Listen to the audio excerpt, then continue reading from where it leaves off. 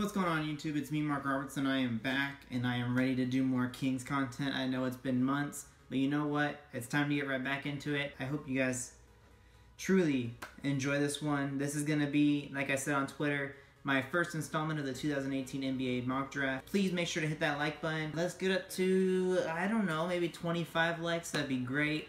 Thank you guys for all your support. I know I've been gone for a while, but you know what? I am back and I am ready to continue this wonderful thing called YouTube and talk about Kings news because, hey, who doesn't like to talk about basketball and the Kings? So, to start out with, I did a 100 roll tankathon statistic, and I have some pretty interesting numbers. Obviously, we already know that the Kings' percentages for making it into the top 3 or even the first overall pick are pretty low, with being 18.3% to make it into the top 3 and 5.3% to make it into the first pick.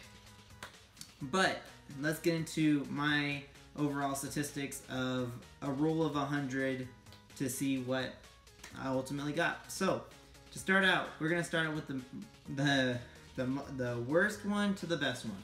So there is a 23% chance, or my roll out of 100% says there's a 23% chance of a fall rate, which means we could fall between the numbers of 8, or between the number with, we could fall to either 8 or 9. And there was one time it hit 9 and I was like, that's not gonna happen. We don't gotta worry about that. And then 22 other times it hit 8. So hopefully that's a pretty low percentage still, so hopefully that doesn't go. Second category is stay rate, which means we're gonna stay in the 7th projected pick, which we lost the 6th projected pick due to a tiebreaker that the Chicago Bulls won, which what are you gonna do? But moving on to the middle card, which is 4 to 6, and it was interesting to see we never got 4 to 6 once in 100 rolls. So I'm just guessing that they probably won't put in ping pong balls for us to make 4 through 6, which makes sense. Moving on to moving on to the percentage of the top 3. I got top 3 15% out of 100 times, which is pretty interesting. That's a lot more than I actually thought we would get. It's pretty close to that 18.3 range, which I thought we were going to get to. Top 2, we actually got 8% of the time, which means we got a higher chance of getting top 2 than we did of getting the 3rd pick, which was very interesting to me as well, seeing just the different numbers, how they play out, how different things play out overall, I guess. And then, oh wait, no, that is incorrect. I got top 2 5 times. I got top 2 including top 1 8 times, but I got top 2 5 times. And then I got top 1 3 times, which is interesting. It's still pretty close to that 5.3% that we are promised, but obviously we're not gonna, it's still a high chance to get it. But the way I look at it this year is, you had last year where we had the 8th overall pick, right? And we ended up with the 3rd overall pick that got swapped with Philly. It could happen again. We were at a lower pick and we ended up having a better situation. So it could end up happening again, Kings fans. Don't worry. Just wait for this lottery, and if it doesn't happen, we have things that we can trade up if we really need. We have different assets that we can trade up if we really need to. But I'll talk about that later on. Moving on to the actual my top 8 pre-lottery mock draft. I have, going number 1 to the Phoenix Suns, I have DeAndre Ayton. Makes most sense. He is the top talent. There is some things about their pick that is kind of interesting, with the fact that I don't know if Alfred Payton will be their ultimate point guard moving forward, or if they'll move on to try to get someone else, which at that point Luka Doncic might be a potential 1st overall pick and Ayton would fall.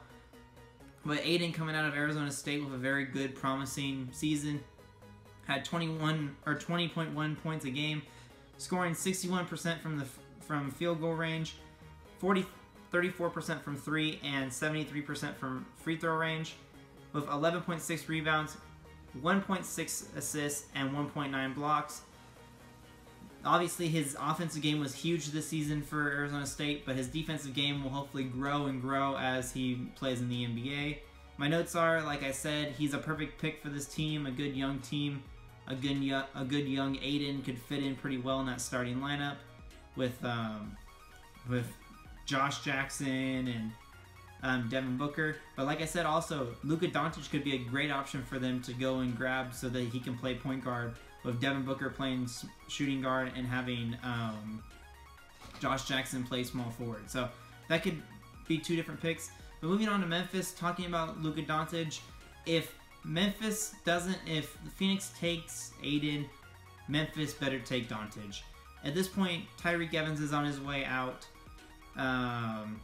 Mike Conley should be coming back from a pretty big injury that he had, and they don't really have a good, solid small or shooting guard position. Obviously, they do have Dylan Brooks, who could probably play that small forward if it comes down to it, or also Luka Doncic could play small forward and Dylan Brooks could play shooting guard.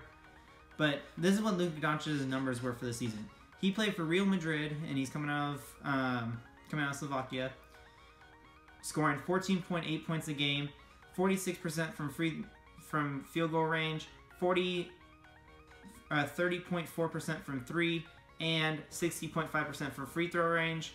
Hopefully he gets a little bit better at the free throw for him being a guard. Also had 5.1 rebounds, 4.6 assists, and 1.1 steal. He's obviously a really good foreign player, and he'd probably do... I don't know if he would come in... He's younger, so he might come in and play maybe not as good as Bogdanovic came in for the Kings and played for them for his first season, because obviously he's had championship experience and more years in the EuroLeague, where Doncic is coming in right after his first official year in like the professional EuroLeague, so it'd be interesting to see how that works out. Moving on to number 3. And number 3, the Dallas Mavericks are obviously still looking for that one player that will end up being the big man to come in and take over for Dirk Nowitzki within a season or two. And I've got power forward Jaren Jackson Jr. out of Michigan State going to the Mavs.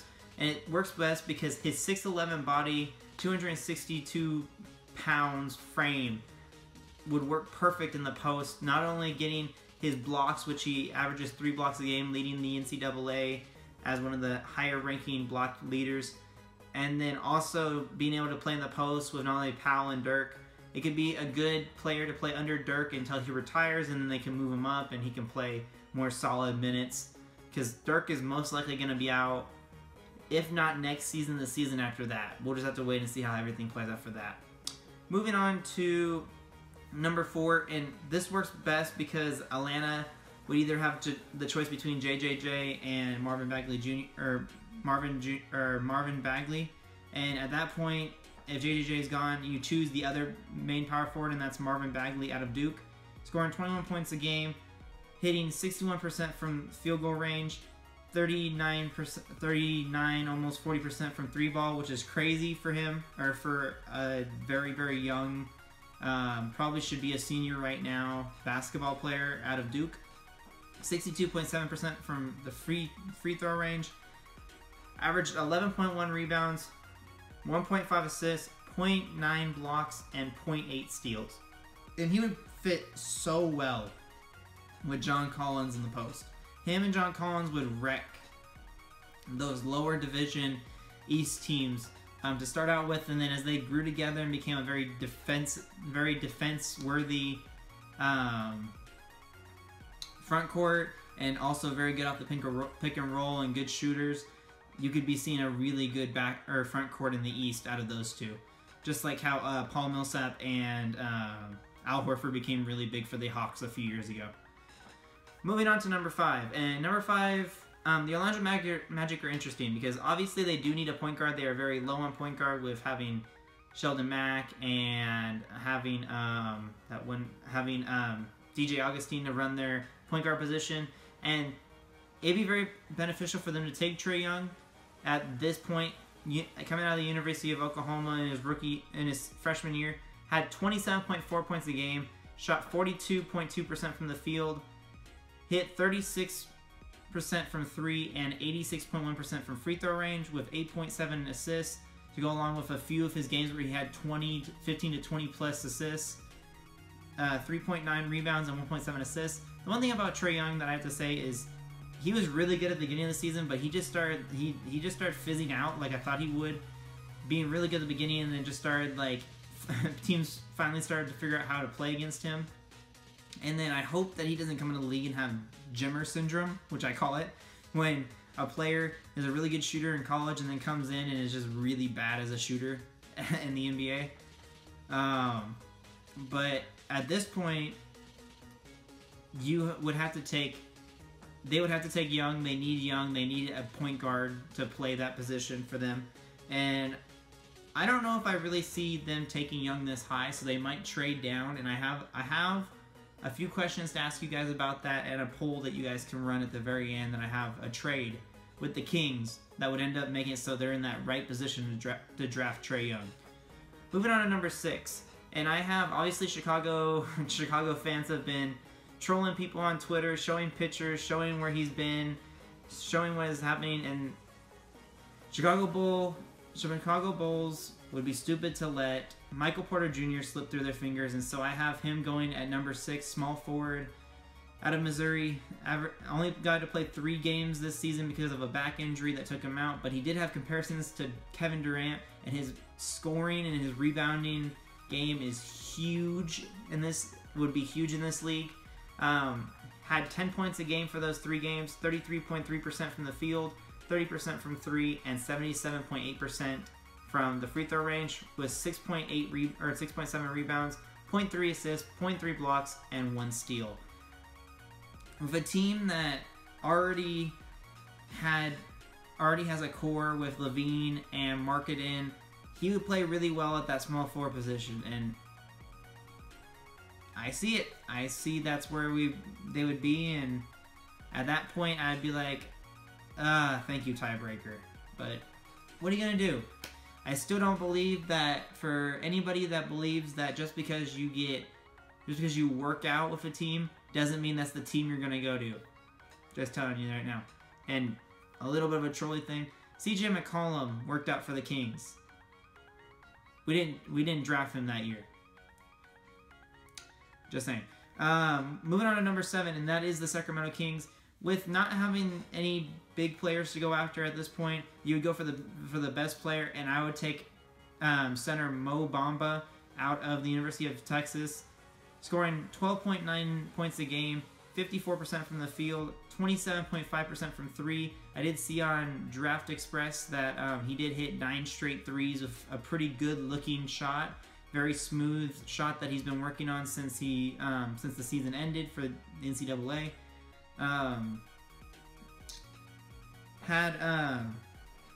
For the NCAA, and then he also shot 68.1% from free throw range. He averaged 10.5 rebounds and 3.6 blocks a game, and he is also leading the league, like Jaren Jackson Jr. in blocks. So he obviously would be great for the Kings. Getting a player that is tall, is 7 foot, can play in the post, his scoring is getting better. Obviously, we see that he's almost shooting 30% from the 3, which could be good for them. Having a good corner guy to throw it to, like an Al Horford. But he is big and he is great, and having a player that can play in the post, get rebounds, could fit really well with Harry Giles and Willie Cauley-Stein. It'd be great if Willie Cauley-Stein really focused on his defensive game and his rebounding game this offseason, and then he came into next year being ready to just come out and play basketball. Like, that would be great to see. Moving on to the last pick that I have, and I'm just doing top 8. I'll probably do all 14 later on once the lottery is over. But I have, for number 8, I have the Cleveland Cavaliers via Brooklyn Nets drafting shooting guard small forward Mikal Bridges out of Villanueva.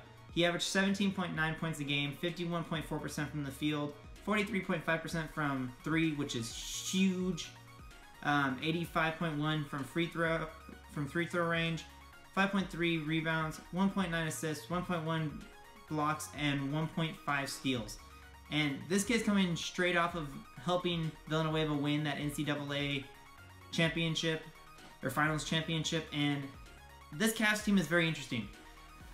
The way I look at it is I'm filming this right after the Cavs take the 3-2 lead over the Pacers in the first round, and if they don't make the finals, LeBron James is most likely leaving. And if they do make the finals, he could still be leaving, honestly. He might just be ready to move on, maybe go out west to a team that is ready for him, or he's ready to go out west, or maybe even go to the Sixers like the Sixers are trying to do. But you never know, and a player like Mikal Bridges could come in and be a good player with LeBron, without LeBron. This kid can give any team a knockdown shooter, a great defender, and that championship presence from coming right off of helping lead the team. Moving into my final thoughts, and this is where the questions and the poll that I'm going to have in the information card that you can click up in the right hand corner, and this is the thought. Like I said, Orlando needs to draft Trae Young, right? Which means they probably would look good trading down. Now, a team that would benefit from trading up with them, and then the Orlando Magic would benefit from trading down, is the Kings. If the Kings can get a good play out for this, it works well, because Mo Bamba is a great great option for the Kings for the post, but Michael Porter Jr. would be just so much better for the Kings overall, helping to finish out that young core. And so here's the poll. It's going to be a yes or no question. Let me know if it's a no. Please make sure to comment down below why you say no. Do you think that one team would not take it from the other? Or what do you think? So here's my thoughts. The Kings would trade Scalabrine, who I see is making strides but is still having a hard time learning in the NBA and still being able to rebound, which obviously Willie is still learning about that, and sometimes you just have to wait for these players to get into it. But like, I think I'd rather just take the chance that Giles is better at this point and just let Scal go try at a different team. And so if I was the Kings, I would send Scalabrine, our first round pick and our second round pick, to make sure that we didn't have to use extra cap space and sign an additional rookie to a rookie contract, to Orlando for their first round pick and Maurice Spates. Maurice Spates would give the Kings a great backup power forward center to play for them off their bench. And then using some of the cap space would fill Maurice Spates' contract, which is okay with me at that point. And like I said, it would be a great backup for them. And then Scalabrine could be good for Orlando with probably Aaron Gordon leaving. They need someone to replace him in that position at power forward. And then it gives Orlando that chance where now they're at the 7th pick. More than likely, no one's going to take Trae Young. And let's just say, okay, if the Bulls are at that point, right? Well, Markkanen is probably playing power forward. And at that moment, they would have either Felicio or Portis playing center. So at that point, you take Mo Bamba, they got Markkanen and Mo Bamba, and they're in a good spot right there. So more than likely, Trae Young would be at 7 for Orlando. Now, this would be huge for the Kings. Getting a player like Michael Porter Jr. can ultimately finish this team, push them farther along in their development, and just give us more cap space that we need and not have to worry about so many rookie contracts. So that's my question. Let me know in the comments what you guys think. Also, let me know your guys' top 8 draft, what your mock draft would be. And then let me give you if this trade would go down, this would be the current trade, or this would be the current lineups. So the Kings starting lineup opening night would be De'Aaron Fox, Buddy Hield, Michael Porter Jr., Harry Giles, and Willie Cauley-Stein. Our backup unit would be Frank Mason III, Bogdan Bogdanovic, Justin Jackson, Maurice Spates, and either Kosta Koufos if he takes on his team option, or another backup center free agent that we could go and sign, which there should be a few of them out there that could be great sign-ons for the Kings as a backup center. Let me guys know what you guys think. Make sure you guys hit that like button, hit that subscribe button, hit that notifications bell so you know when my videos come up, because I don't know if some of my videos aren't being seen by people, but they seem like they are, so just hit it anyways. Share with everyone that you know that likes basketball and likes the Kings, and I'll catch you guys later. See you, Kings fans.